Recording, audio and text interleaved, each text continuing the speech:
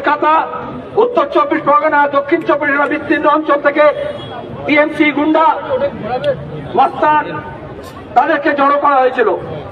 ছাত্ররা যখন বলল কথা বলবো, তখন তাদের উপর হামলা করা হলো, বোতল ছুড়লো। আসলে মদন কল্যাণের লোকেরা বোতল ছাড়া আর কি ছুড়বে? ওদের কাছে বোতল সবসময় রেডিমেড থাকে। কেন বোতল ছুড়লো?